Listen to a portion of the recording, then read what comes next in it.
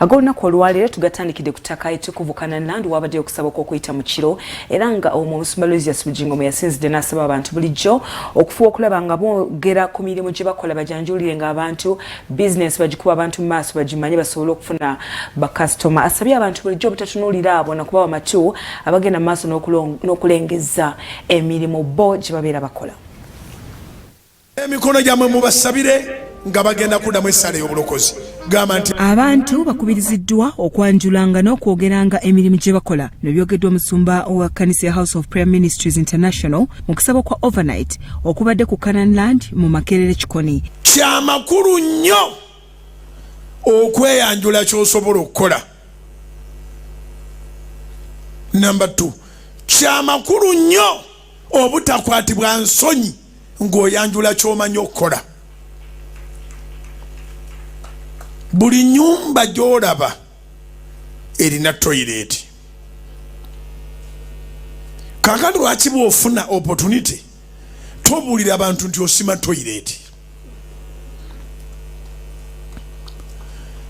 Buli mumwa gw'olaba gulya.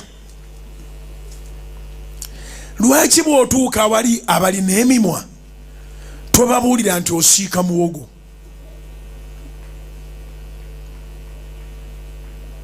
Ky'omanyi okukola gw'aba akyogera. Tiwali agenda kikwogerera. Era wano Omusumba Bujjingo aliko bawadde omukisa okwogera ku mirimu gye bakola nga ekyokulabirako. Ono mukozi wa ngatto gwani yambala bulungi. Nze namusabiriddya. Yogera langa kuwadde akalago ka bwerere.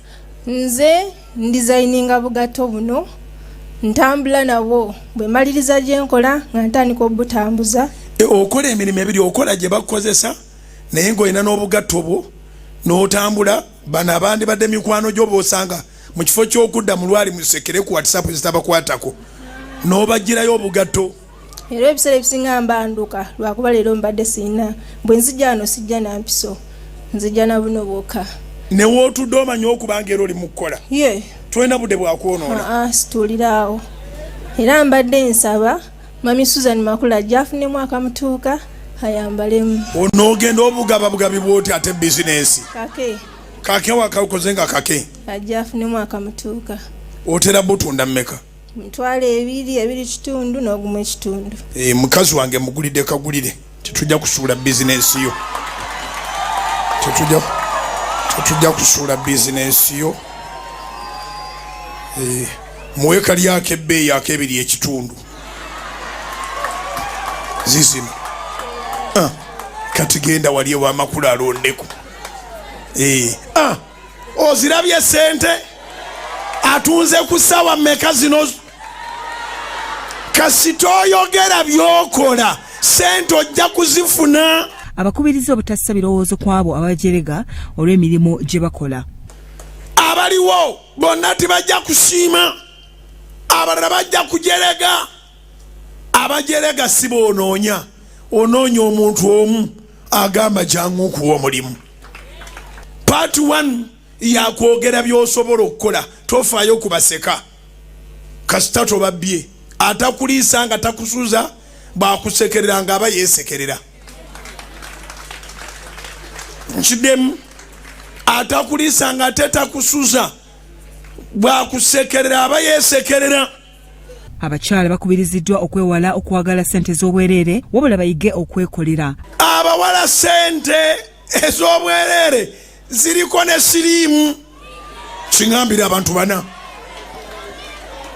Ŋambira abantu bataana bakuliranye nti sente ez'obwereere ziriko ne siriimu. Oli baba akuwa sente ez'obwereere mugambe tonkuba siriimu wo. Obitegedde. Alabudde abantu ku bufere n'okubakubiriza okwekolera okutuukiriza ebirooto byabwe. Tosobola kutuukiriza birooto byo nga tolina karakita. You cannot fulfill your dreams when you don't have a character. Omanyi abantu balowooza nti osobola okufera n'enkya n'ofera noli n'ofera. Sebo wabawo olunaku lwe bakukwata. Uganda mugitwale ku level eddako. Basaba ne bannyabo obanga temuli babbi. Muyigirize abaana bammwe bye mukola. Mubyogere babiwulire. Mubatwale babikole. Ne bakyala bammwe. Asinzidde wano n'alaga obukulu obw'okwerangirirako ebigambo ebirungi n'okwewala okwekotogera n'ebigambo ebibi.